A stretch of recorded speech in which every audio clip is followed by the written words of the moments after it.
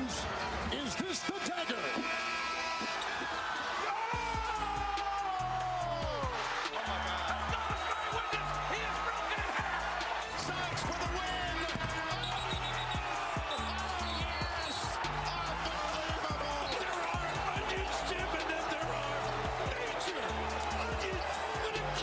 This man was a bona fide scrub. He can't play. Walker fires downfield, looking for DJ Moore. Oh, my God! Makes a diving catch for a Panthers touchdown. Be a dog. Tybergen takes the right corner three. That's off. CJ Huntley with the putback, and he puts it in at the buzzer.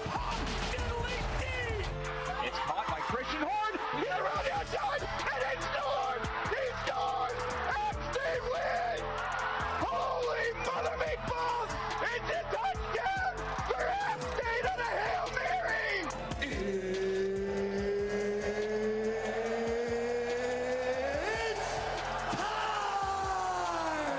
For SportsWrApp on 90.5 WASU. Welcome into the Thursday edition of SportsWrApp. I'm Will Battershow. Joining me today is Jacob Pearsall, Bobby Phillips, and Dane Maggard. And we have a little special today. Instead of to all our regular listeners, you can now actually see our faces today if you go over to App TV, and we are live on App TV right now. And watchapptv.com and AppTV YouTube. Yeah, shout out Bobby. But anyway, how are y'all doing today, guys? Oh, Will, I'm doing excellent today. It's been a really solid day.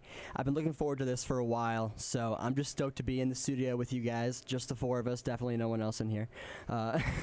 So yeah, I'm stoked to be here. Yeah, I'm really excited to be here as well. We have a live studio audience. Yeah, this is probably the most people we've had for SportsWrApp, but, you know, any day is a good day for the rap, and especially when we're on TV. Hi, Mom. I know you're watching. But, yeah, I'm doing pretty good. Been a little bit of a busy day setting this up, but really excited to talk some ball, really excited to talk about things we're always talk about on SportsWrApp, so happy to be here. I'm also happy to be here. I'm feeling very ecstatic here with a great group of people to talk about sports with and a great audience to talk about sports with.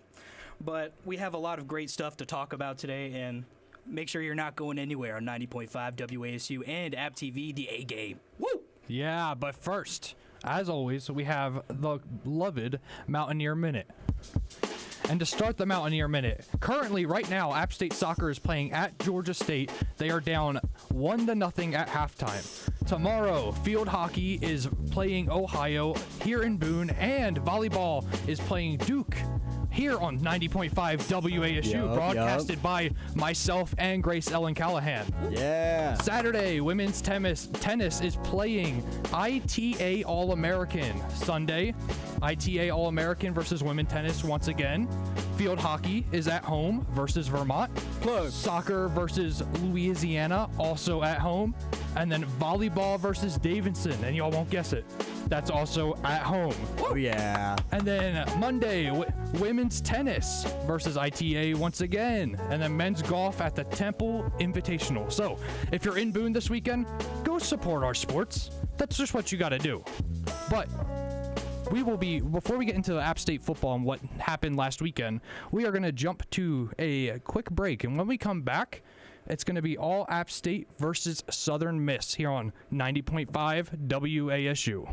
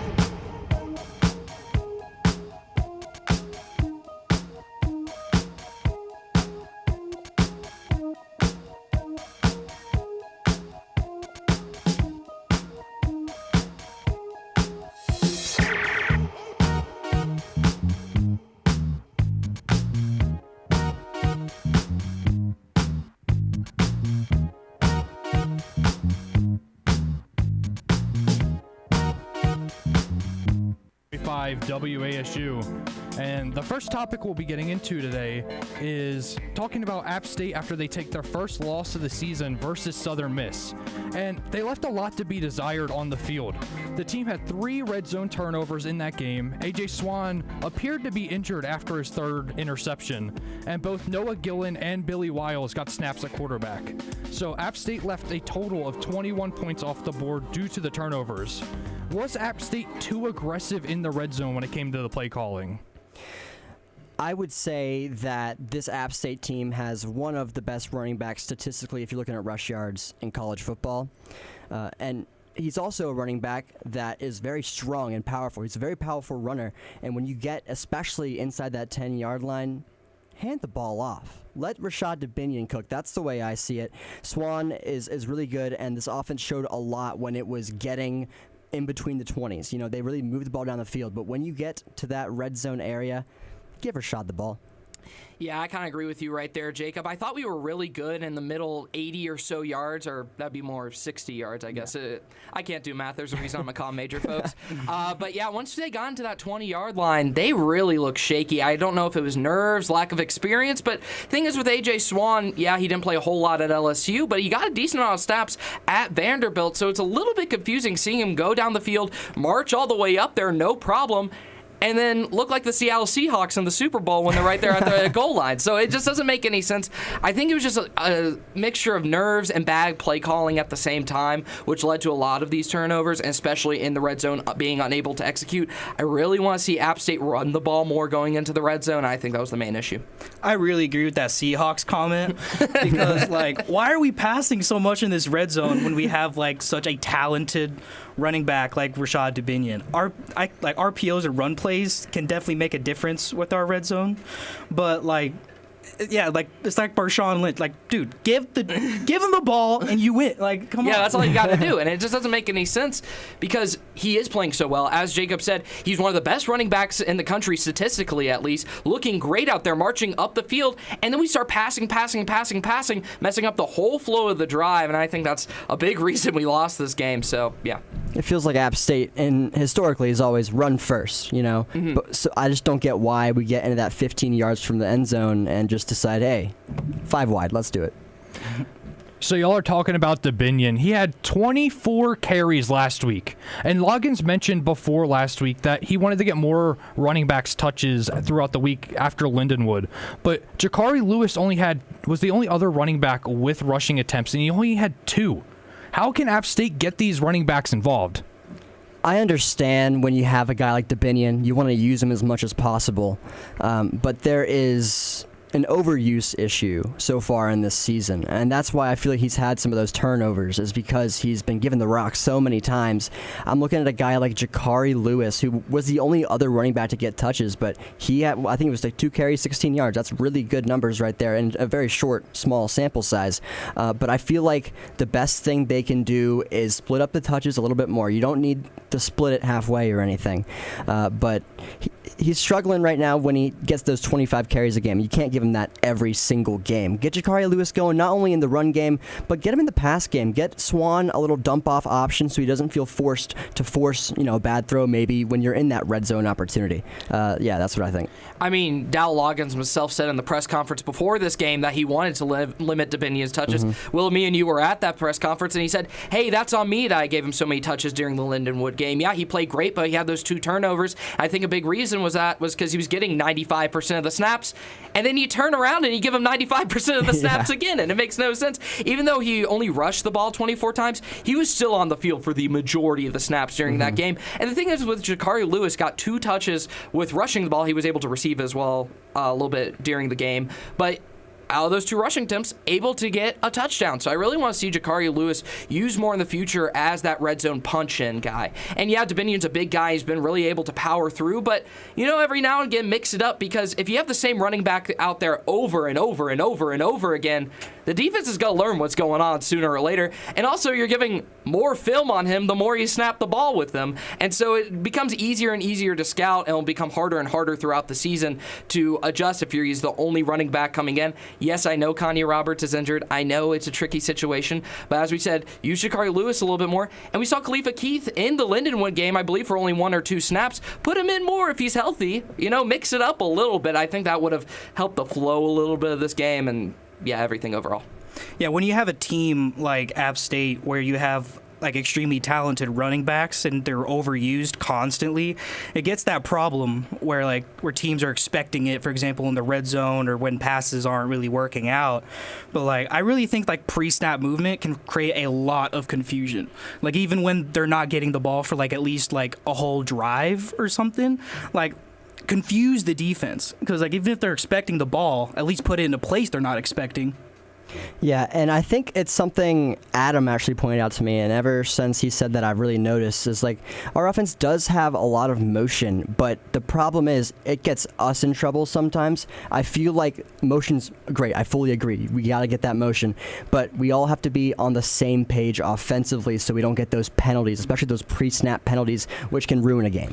And I think that was a big issue with last year's team as well, is, hey, they would start the game okay, but they wouldn't adjust at all throughout the game. It was more on the defensive side than the offense, but it was still there last season, which is weird having that carry over into this year because, as we know, pretty much an entirely new coaching staff, a lot of new players on the team, but we're still seeing the same issues. And I think a lot of pressure is coming under Dow Loggins and this coaching staff because of how much he has talked about the previous coaching administration and how much he says, hey, that was unacceptable what happened last year. This doesn't need to happen again. And then you go out there and look exactly like what we saw last year. And that can lead to a lot of discomfort with this coaching staff and can lead to a lot of public backlash. So they really need to lock in, make adjustments during the game. I think that'll help them a lot more going into the future. Yeah, and when we're turning the ball over in the red zone like this, it causes the defense to have to work overtime. And the App State defense had its ups and downs this week. So pick one thing about this defense that you want to talk about, and it could be good or bad. I want to take a second to highlight the secondary for this squad.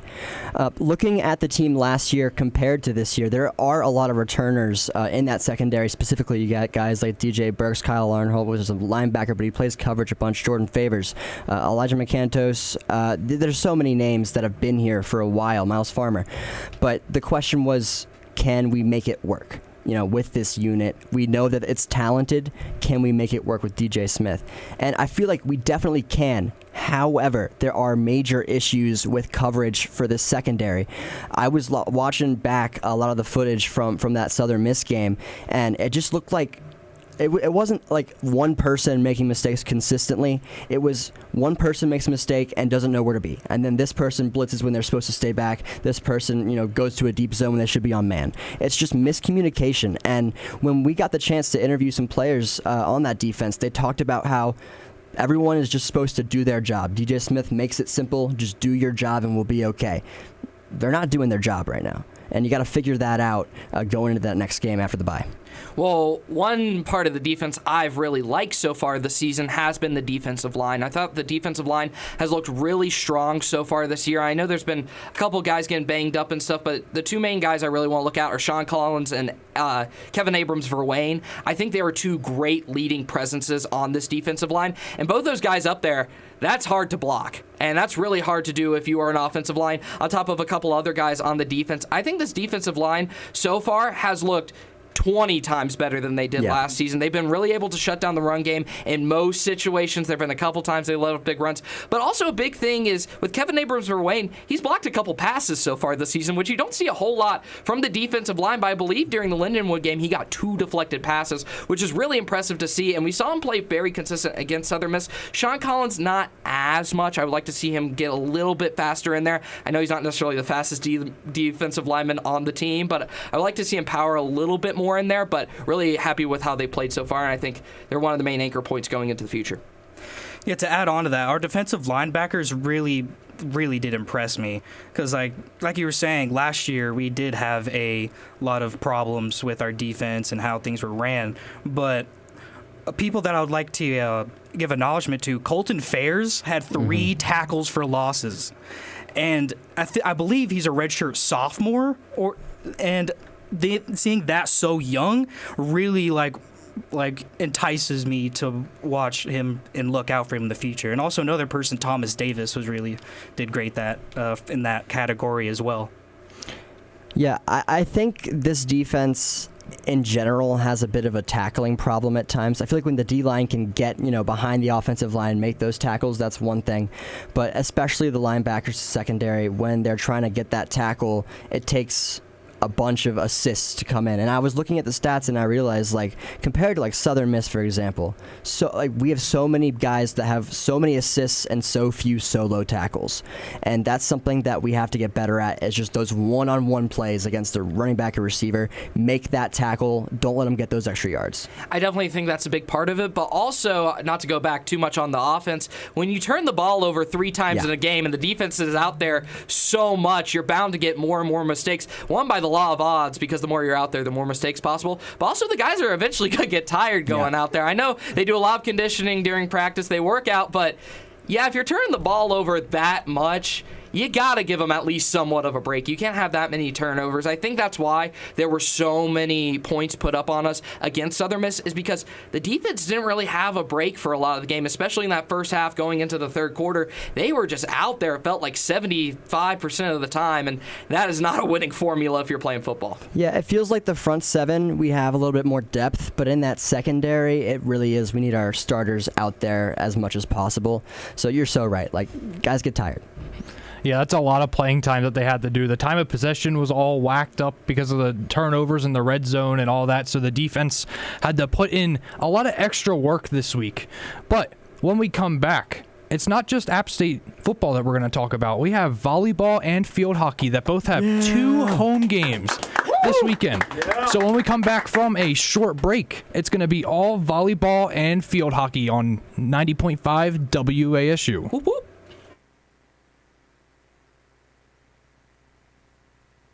Let's go! To a place where you can grow. A place to be heard. And take a closer look. A place where you can crush it. And push yourself. A place to find your voice. This place rocks. And rolls. A place where you can get out. Way out! A place you'll never forget. So where is this place? Let me show you.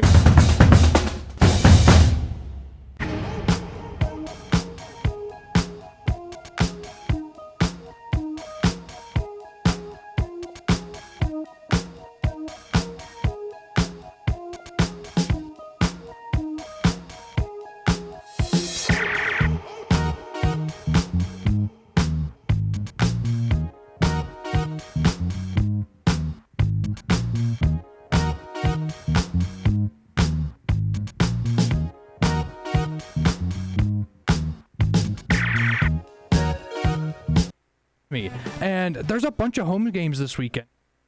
You're in Boone, you go out. Volleyball has 2 home games. Field hockey has 2 home games, plus a home soccer game. So everything you could ever want.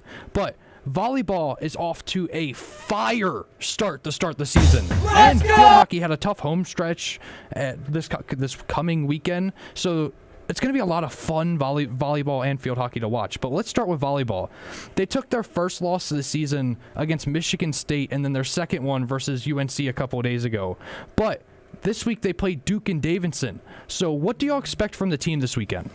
Yeah, I think we're going to see what we've seen a lot all season from App State. A lot of close sets, probably going to 5 if I were to guess. A lot of App State's wins have come from those longer matches, and I feel like if App State wants to win, it might have to drag on a bit just because of the teams they're playing. So yeah, I think it's going to come down to those final points at the end of sets, and that is really going to determine who comes out on top in this game. Yeah, I would like to see those sets be reduced a little bit, Jacob. I know it's been kind of the style so far with Chad Sutton in this team to drag it out to get to these 5 matchups. And hey, a W is a W at the end of my book, but I don't really expect Duke to be a huge problem for App State. You know, always got to root against Duke. Am I right, Jacob? Nope. Nope. Yeah, but yeah, I think they're going to be able to handle that. Davidson, I'm a little bit more worried about. They got a couple more size on the front next to the net. I think that'll be a little bit of a struggle right there. However, Maya Winterhoff is looking great so far this season. She's setting up the Iron Curtain right there on the net, and she's looking really great. So she she really needs to step up going into these games, being able to get up, swat. She leads the team in kills and blocks still, I believe. So she's been really great for this team. I really want to see that continue. And yeah, go roll Nears. Yeah, speaking of Maya Winterhoff, our middle blockers are doing a great job at one touches and delaying the ball hitting the ground. Of course, the libero, of course, our resident libero here. Our libero, community libero, WH libero here. But we are doing a great job at keeping these longer sets. So I think having our sets go longer than normally other teams are expecting us to do can really go to our advantage because we've already had so many long sets in our previous competitors. Example like Elon. Yep. So what does this App State team have to do to try to come away with 2 wins this weekend? Well, firstly, Bobby mentioned it. You got to play around Maya Winterhoff. She's the first offensive option for this team. If you get a perfect pass and Mimi Davis sets it up, you know Heidemann is going to Maya Winterhoff because she is just such an electric player. But this should also be used as a decoy. You can't set the middle every time. So I feel like Maya Winterhoff has to really sell it when she's not hitting, and that's a really important part to middles and volleyball. The ability to make the defense think that you're hitting when they're going outside, right side, just back row even. So I feel like it all has to be around Maya Winterhoff, but don't just feed her every single time. Keep the defense guessing. Another thing, and this is something that Will pointed out about Duke, they communicate well. App State has to communicate. They cannot have any of those fire pit balls where the ball drops and no one's going for it. You know, we need the team to be together and decisive when they're passing. Yeah, definitely limiting the sets, I think, is the biggest thing for this team because we talk about it going long, and yeah, that leads to more opportunity to lose the match, but also you're getting tired. As I was talking a little bit about the App State defense, the more and more you're playing these sets, the more and more rotation your players are getting, and A, more possibility for injury, and 2, just getting tired over time is a thing, and progressive fatigue can be a big thing, especially in these home stands where you have 2 games in one weekend. So I really like them to limit it, as Jacob said, focus around Maya Winterhoff. I want to see them focus around her more as a defensive anchor and maybe set up a couple other players for the offensive side of the ball, because Duke and Davidson, they're definitely going to be looking at her when they're trying to, deflect the balls, trying to play good defense. They're going to be looking at her. So if you go to, for example, an Allie Morris or somebody like that, she's second on the team in kills, if I could speak English. But I think using Maya Winterhoff as that defensive anchor is a really big part for this team and can really propel them going forward. Yeah, I honestly really agree with Jacob. Having a great decoy is an amazing weapon in volleyball, because when the other team is convinced another person is hitting the ball and it just goes completely the other direction, that loses morale and the charisma of all the teammates going forward for the rest of the set. So I really believe decoys are the way to go. I've gotten hit in the face with a volleyball many times because I think the middle's going to get it, and then the outside's just unblocked. I'm like, well, that's it for me. Yeah, we played volleyball a little bit last week over at the SRC, and this is kind of a little bit of a side note, but I went for a big save in the game, and I put my hands out to hit the ball back up, and it went straight into my nose. It was not a fun time. I had a great time playing. It's pretty comical. Yeah, I had a great time playing, but the volleyball coming up and hitting me in the nose was not a fun time. But I had a good time playing. Welcome to volleyball, my friend. Thank you, Jake. So y'all are doing a lot of talk about Maya Winterhoff, but our bench is so deep this year, and I feel like another middle that just doesn't get the mentions that she deserves is Lou Johnson. Yep. Because she is basically a younger version of Maya Winterhoff, and I think that that's going to be her spot once Maya leaves after she graduates in the spring. And Lou Johnson has been just as good as Winterhoff, and it's been perfect because you're able just to interchange them, and once one gets tired you can put in another one and they can just swap with each other the whole entire game. Yeah, and there's so many offensive options for this team, and when we talk about the long sets and how people can get tired, that's definitely something to note. But I feel like when you're used to the longer sets and maybe your opponent isn't, they're getting more tired than your team is. And especially with a team like App State, you have multiple players you can bring in from different positions. We saw DeForeign come in. Bella Hutchins got some minutes, Allie Morris, Kiana Mackey, Delaney Gravengood. There's so many options they can look to if those players get tired. Yeah, so I feel like this team is very deep. Yeah, that and just playing aggressive and just controlling the tempo during the game, I think is what's really important. And just making sure that you have control the entire time, because once you start sliding, that's when you get to those longer sets. So I think coming out, controlling that tempo, playing fast, I think that can really help the team. So now let's shift it to field hockey, who also has the 2 home games this weekend. And it's all Maction action here, besides Vermont, but they start their Maction action here with Ohio, and Ohio is 1-5 right now, which is really not the ordinary for them. They're usually a pretty solid team, and they took a 0-9 loss against California, their last game. Yikes! That's just rough. But App State also fell in their last game versus UNC 0-5. Both teams are looking to bounce back on Friday. Jacob, how are they going to bounce back? I mean, when you look at the roster, there's one name that sticks out above the rest. Lisa Picard is absolutely insane. She is tied first in D1 field hockey for points per game, and she's electric. But someone I want to point out who's been better in years past that I want to bring up, Claire Greenis. This year has been struggling a little bit more on that protection of the goal. We've seen that. I think her save percentage is 52%. But in prior years, it's been around 70, in that 70 range. I want her, and she absolutely can do this. She's a great player to up that back, get back to more of a higher save percentage to make sure that the defense can really hold up. I trust the offense, but the defense, they have to really lock in. They're the X factor. Yeah, I think that's definitely a big part of it. However, I just want to look a little bit at Ohio and California. That game versus App State versus UNC, I think, are very different situations. No offense at all to Cal Field Hockey. I'm sure they're doing great things over there. But when you go up against, I'm not even going to say arguably, the best field hockey program in the history of the sport, as well as being coached by the best field hockey player of all time, it's kind of hard to win a game. And I think we could cut App State a little bit of slack. I think they're going to have no problem getting a bounce-back win right here. These are some really key matchups, however, I do want to emphasize, though, to get back on that pace because, you know, good team or not, it's never fun to lose 5-0. And I think going into these games, not saying they're easy, they still have to come out and play confident. They need to play what they need to do, but I think these will be really great bounce-back wins and be able to help them regroup. A key person I want to point out to this team is the GOAT, Frederique Grimbergen. Okay? She is extremely talented for her age. Most people on this team are making a difference, or mostly the upperclassmen, like you said, Claire Greenis or Shannon Studer.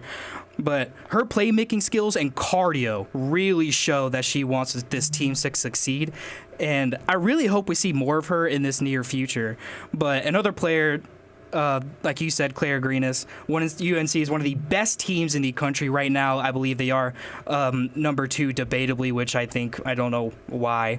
Of course, after playing us, they go down 1. But but they had 16 shots on the goal and only 5 of those went in. That is the best college team. I call that a success. If the only thing losing is just the game, of course, that sucks. But I really think we held our own against one of the best teams in the world, and this team is extremely talented. They want another MAC championship, like their life really depends on it.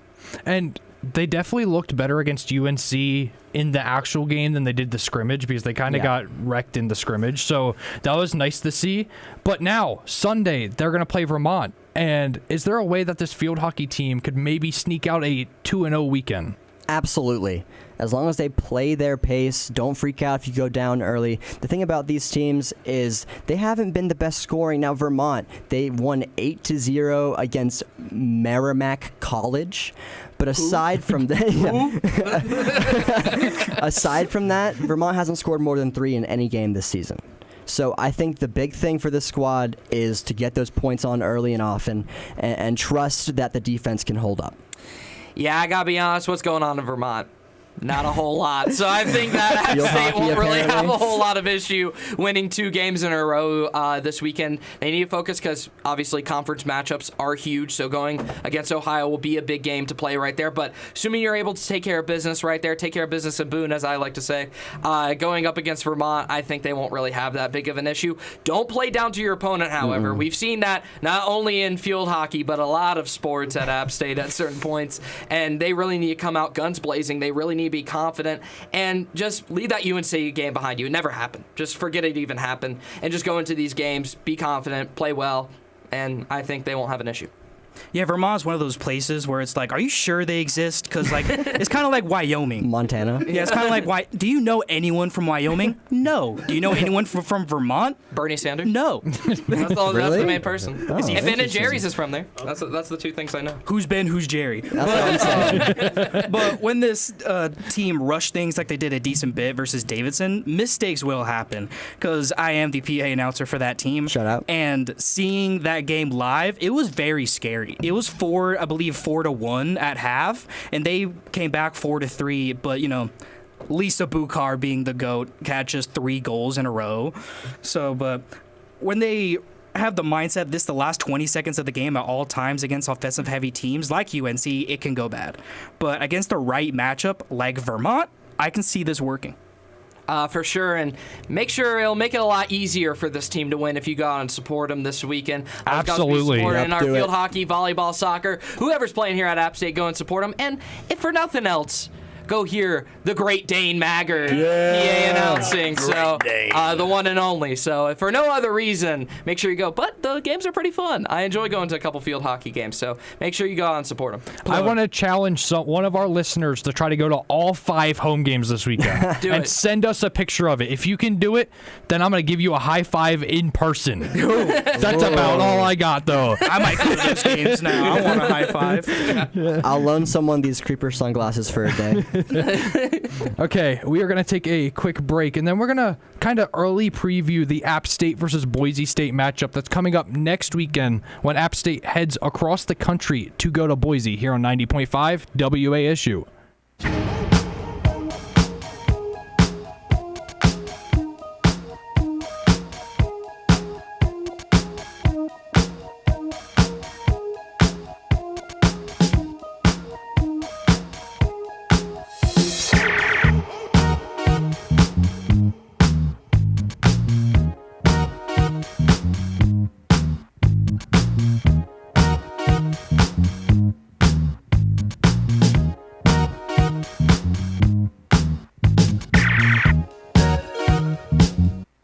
During our show.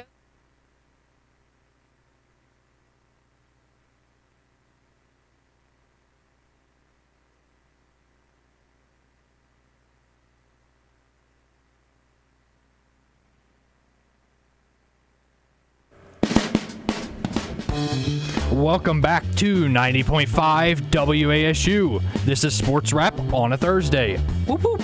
Yeah. So now it's time to preview App State versus Boise State. App State obviously on a bye week this week, but after their bye week, they'll be heading to Boise, Idaho to play on the infamous Blue Field. And now Boise State is 1-1 with a game against Air Force this week. Let's take a look at this Boise team. And how would you rank Boise's season so far? I'd say if I was comparing it to preseason expectations, bad. But comparing it to the knowledge I have now about the teams, and we know how good they are, at least to some extent, I'd say kind of expected. I feel like one of these games, obviously, the latter one, they were obviously going to destroy. But when you play that Florida team, they look good, And Boise State, obviously, they don't have their guy anymore. They're missing the GOAT of Boise State running backs. But I feel like this is still a strong team, but 7 points, South Florida looks so good against them. So I'm worried when they play a really good team. Is App State a really good team? We'll see. I don't know about that. The best team ever. I'm backing our boys. I still think we're better than what people give us credit for. I agree. Yeah, but Boise State, in hindsight, doing about what I expected.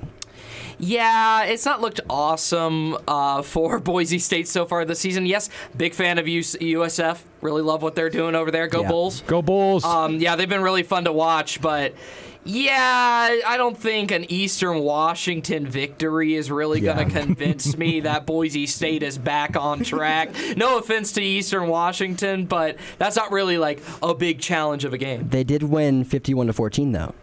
Okay, cool. And they play Air Force this week. That's a big That game. will be more of a teller, I think, of Boise State going into the future. I don't think that they've started out very well. I don't think they've looked really great. Yeah, you beat Eastern Washington, but to me that doesn't really prove a whole lot. So I think going into this Air Force game, this is where we're going to really see more of what Boise State is about, and I think it'll give us a better preview of what App State can expect going into the future, because I feel like I'm not saying comparing teams, but I'm saying that'll be more similar of Boise State at full force.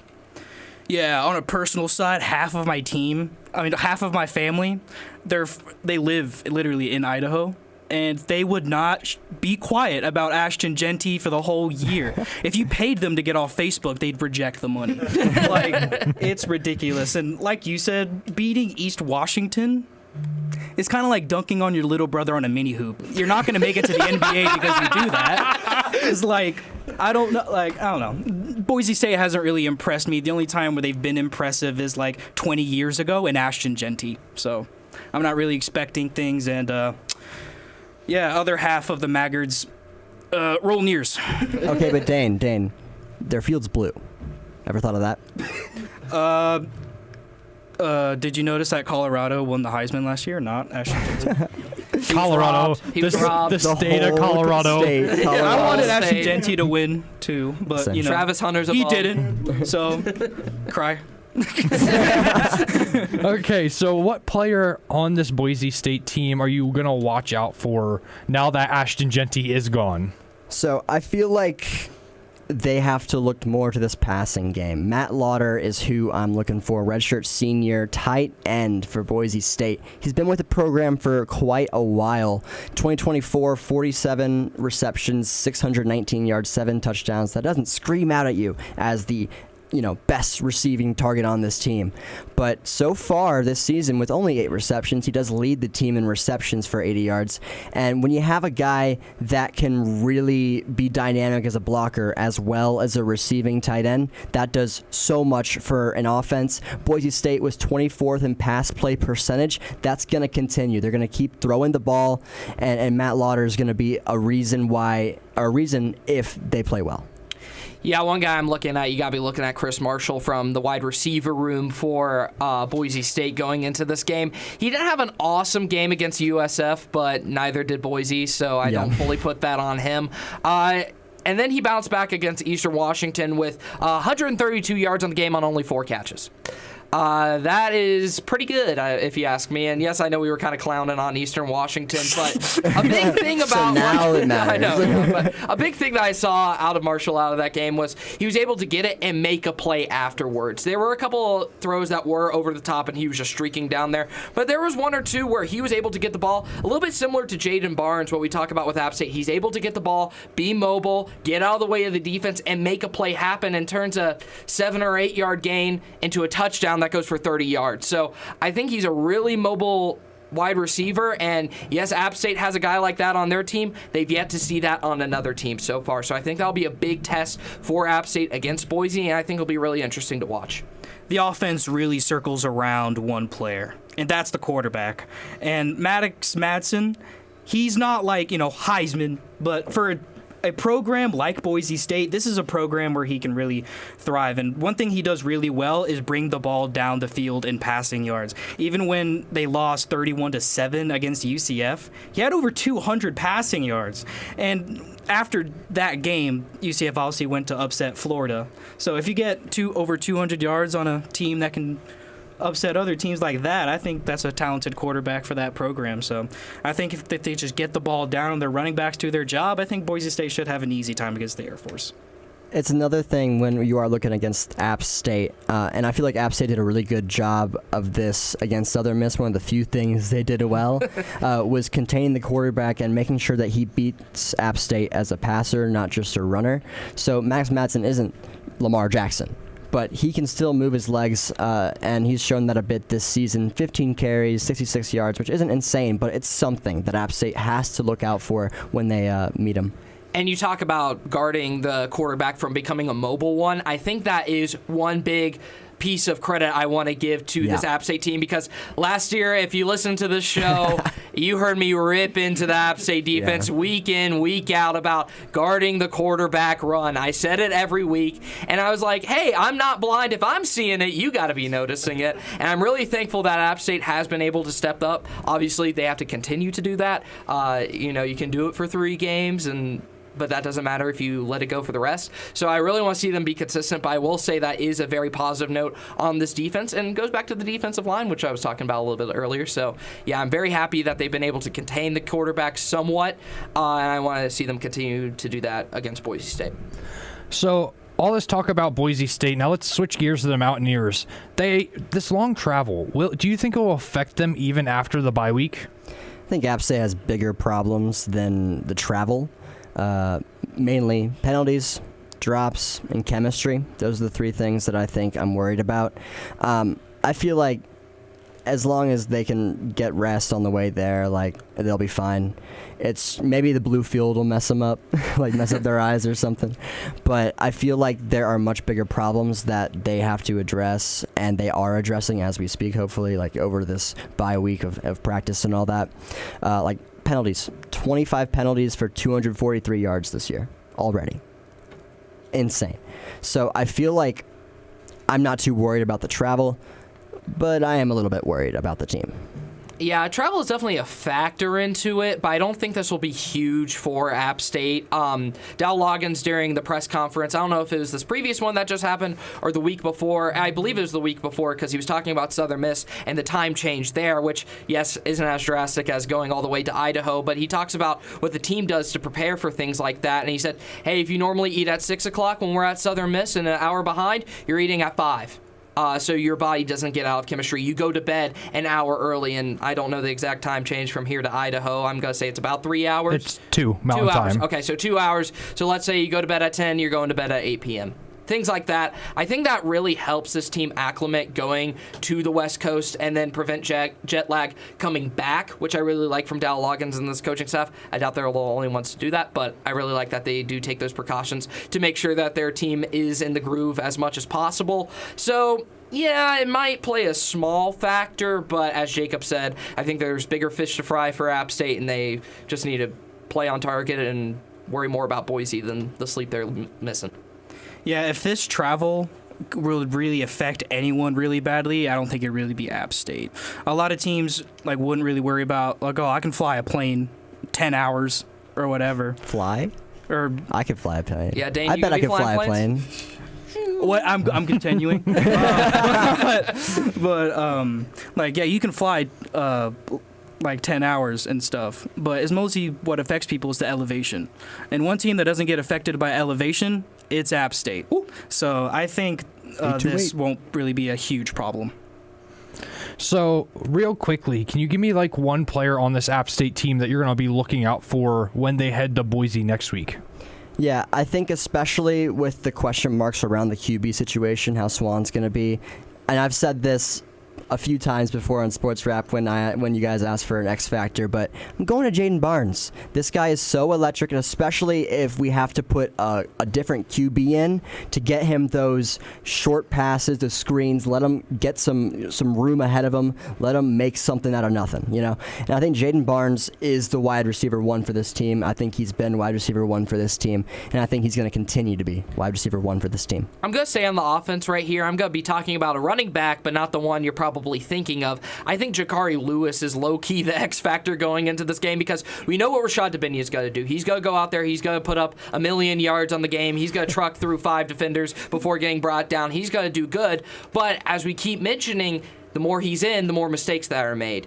Not because of him, just because of the sheer volume that he's getting the ball. I think Jakari Lewis is the X factor on if this team can win this game and a lot of future games going down the road, because if you're able to go to him, have him as a secondary backbone in that running back room, I think that will really help App State take some pressure off of Rashad Dubinian and still establish that run game, really be able to pound the rock still, but as I said, be more comfortable and be able to attack more and be more consistent. Yeah, to add on to what Jacob was saying, Jaden Barnes is one of those kind of weird players right now. he has really high moments, but there's also the really low moments. Charlotte. One of those being I believe it was him, the 1 yard fumble that almost happens every year in the NFL, but yet nobody learns to not drop the ball. Twice to App State this year. But he'll make mistakes like that, but then on the most unexpected play, he'll catch a 40-yard catch when he's doubled. Yeah. So Jaden Barnes is really one of those people where it's like our running game is really getting overused. He needs to be that first guy, that first option, and he really needs to step up a lot more, honestly. I'm just going to say my guy really quickly because I say him every single week, partially because I love his name and partially because he's actually really good on defense. And that's just Brayshawn Littlejohn. Yes. Let's go. He needs to continue being a keystone piece in that defense and being a leader in that linebacker room. But real quickly, we are going to take a quick break. And when we come back, it is time for everybody's favorite segment. It's the Pick'ems! Here on 90.5 WASU.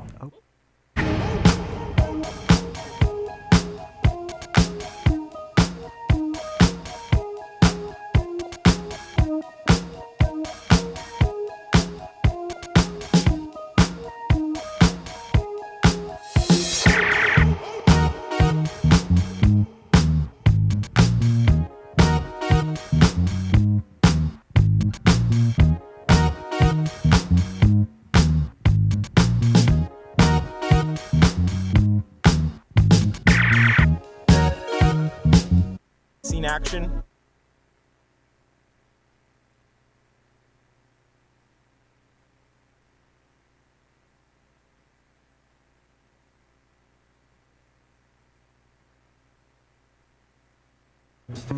Welcome back to 90.5 WASU, and it is time for the infamous Pick'ems time, baby! Let's go!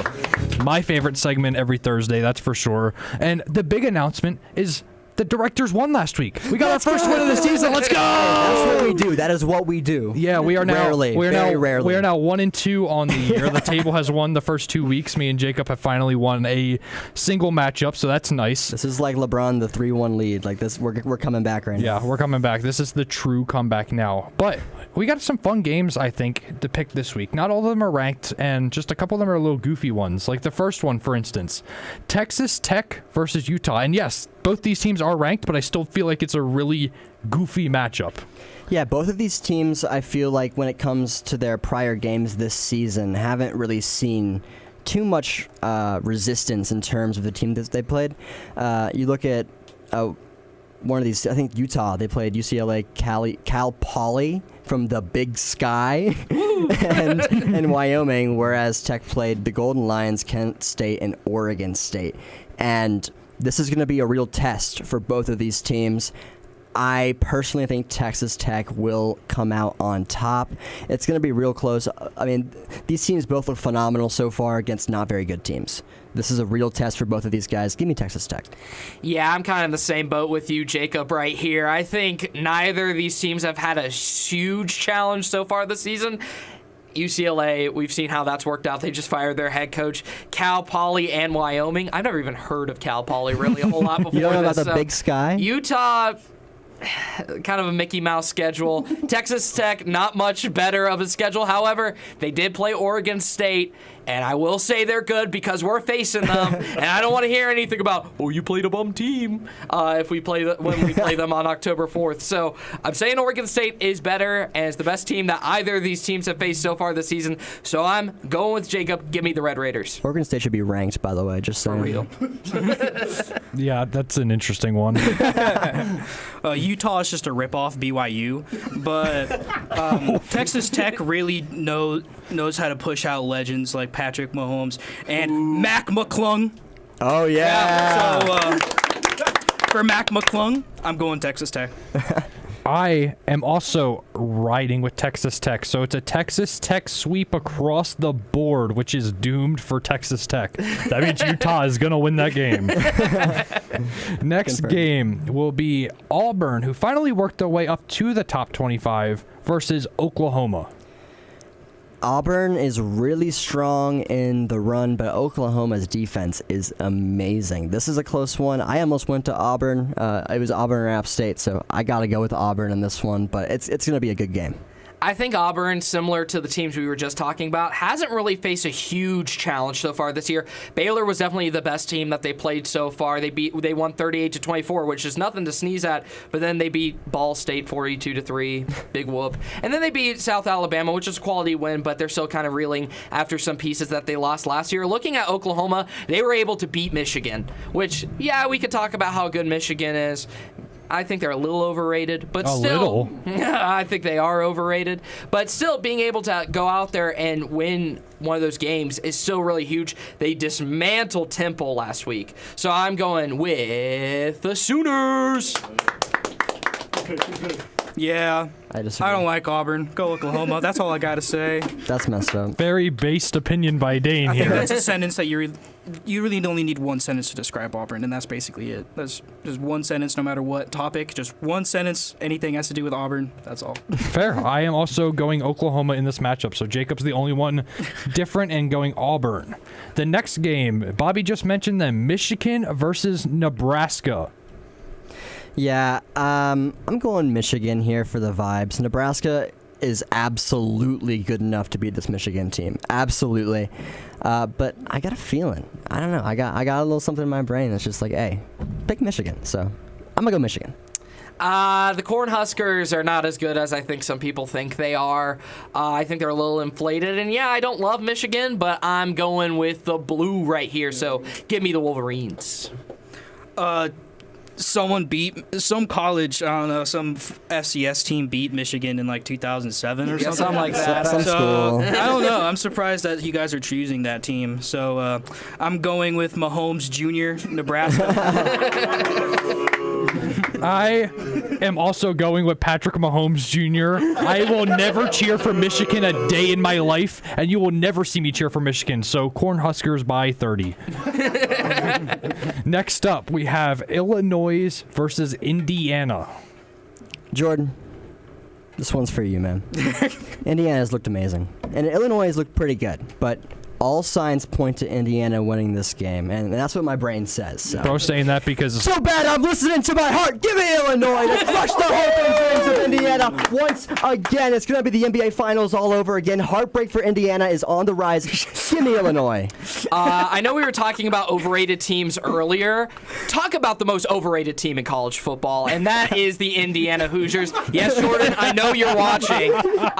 They have nothing but Mickey Mouse schedule after Mickey Mouse schedule. Last year, we saw them have no competition, and then Ohio State, I wonder who's going to win this one. And then, of course, the Buckeyes smoked them. They barely played anybody so far. The best team is ODU. All respect to ODU, Sun Belt opponent. Looking forward to facing against them. But number 19 in the country, if your best team you played against was ODU, then follow up with Kennesaw State. You won 56-9. Then they played Indiana State. Who? Exactly. And they won that 73-0, which, yes, very, very good right there. But I think there's some high school football teams that might be able to beat Indiana State right there. So give me Illinois. You know what? Everybody is dogging on my boy Jordan Luke.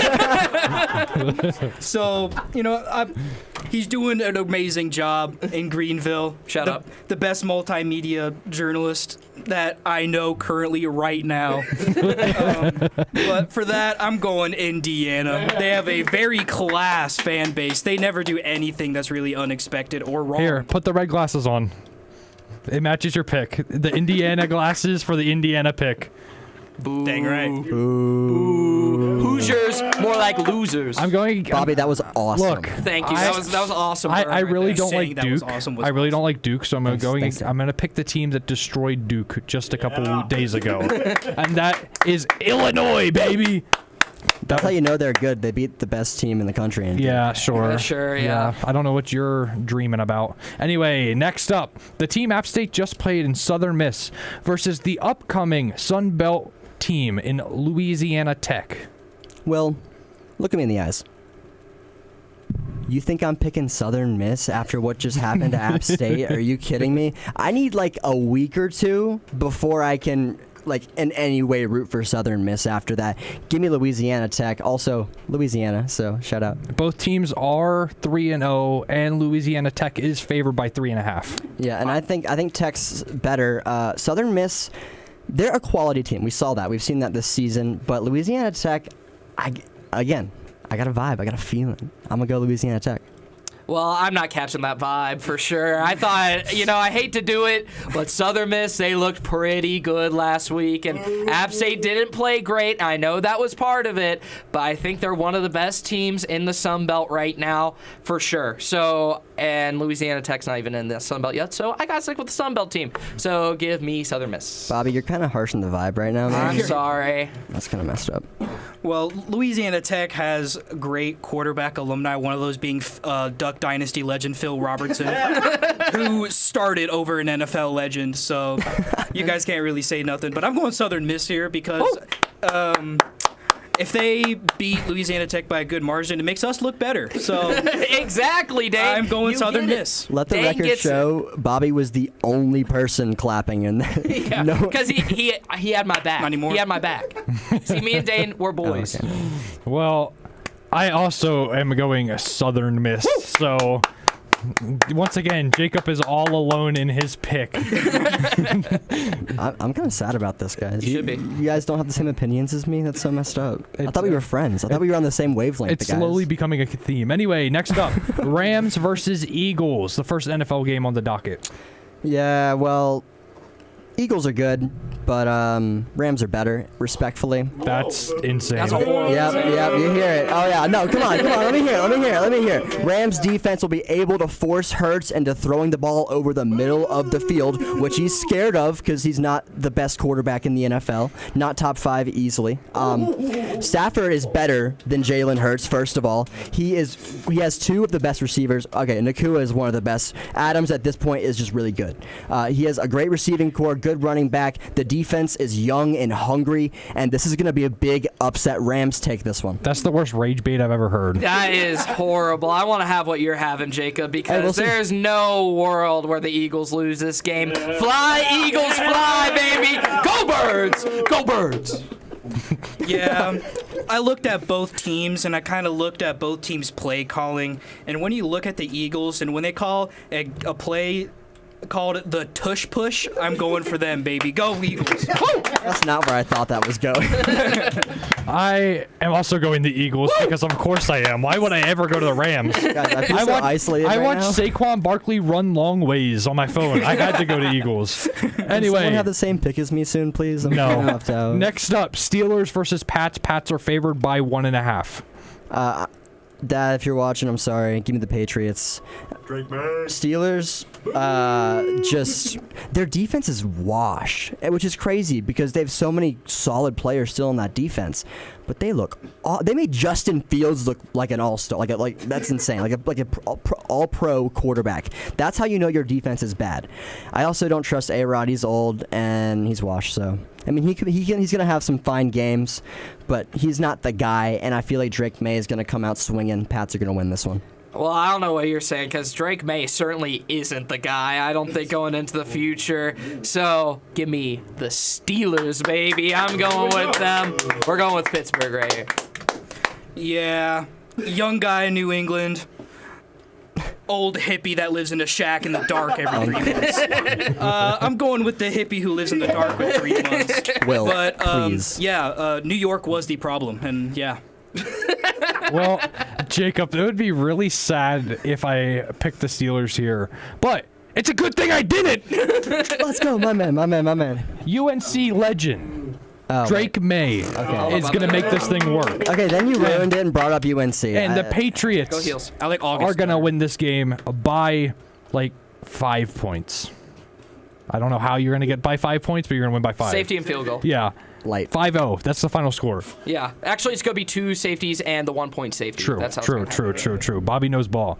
Anyway, next up is the final pick'em game on the slate, and that's Lions versus the Ravens. Ravens are kind of heavy favorite at 5.5 right now.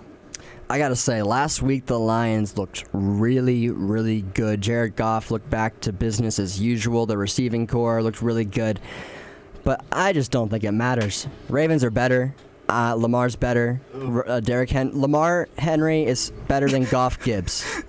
I stand by that. He called him Lamar Henry for a second. I love my favorite player, Lamar Henry. The Ravens have the two best running backs in the NFL, and Derrick Henry and Lamar Jackson. They're going to win.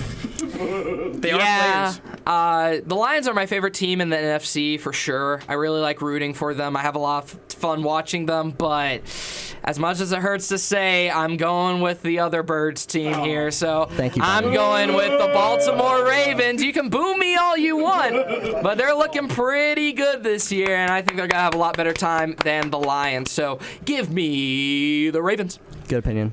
A person that will always give you a lot of points in fantasy, the two people who you rely on, Lamar Jackson, Derrick Henry, and both of them are on my two separate teams. So for that, I'm going Ravens. Birds fly, yeah.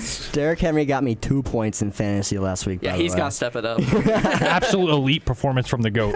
Right after I traded for him, too. So I am going to be the lone wolf here.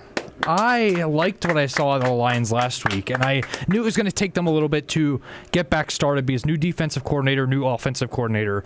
And, I mean, they just smoked last week. It just 52 points. Like, it was a track meet on offense.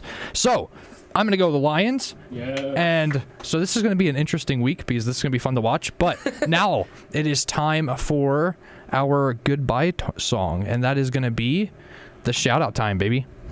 Woo. All right. Shout out to my girlfriend. I love you. Shout out to my mom and dad. I love you. Shout out to my kids, Kratos, Martinelli, and Banana. You're not your pets. You're not watching this. Shout out to Chris, Jake, and Aiden from Edge Hill. They got a song coming out soon. I'm super hyped to listen to that. Shout out to everyone at A Game. You guys are all awesome. Yeah. Everyone in the studio making this electric. I appreciate all of you guys so much. And shout out not Hall of Famer Dennis Schroeder. Well, I shout my mom and dad out on everything I do. I might as well shout them out here. So shout out mom and dad. I know they're watching. They've been texting me throughout this, as well as my granddad. Shout out to Grandpa. I know you're watching as well. Really appreciate you tuning in. And any other friends or family that are watching in. Shout out Alex, Carl, Richie, and Daniel, some of my best friends in the whole world. Shout out you guys around the table. Shout out the live studio audience. Shout out A Game. Shout out Grace Ellen Callahan, producer of the A Game. All these people, to me, I can forget. And so, shout out Jordan Luker. Indiana sucks. So, yeah, that's all my shout outs for today. Thank you for watching. I'd like to shout out my gorgeous girlfriend, Lainey, and my beautiful Nana, who's watching from home on the Spectrum Charter channel. Let's go! Marcia Turner, I love you. But, shout out Jordan Luker. Shout out everybody at WASU and App TV. Everybody's doing such a great job behind the scenes and on the scenes. So I look forward to this year and what all student medias can accomplish. Yeah, shout out to App TV for making this possible. I mean, I never thought we'd have a live sports wrap right now that's being broadcasted where you can see our beautiful faces right now. So beyond that, shout out my mom and dad. I know they're both watching. Hi, guys. Shout out everybody else in my family that's supporting me. And yeah, shout out the live studio audience. This was electric tonight, guys. We got to do this again sometime soon. For Maybe sure. some new people. But. Absolutely. Yeah, the guys around this table. Yeah. They're kind of smelly. So. Anyway, that is all we have for you tonight, and we will be back with Sports Wrap on Tuesday, 6 p.m. Good night, everybody, and go support App State Sports. Bye-bye.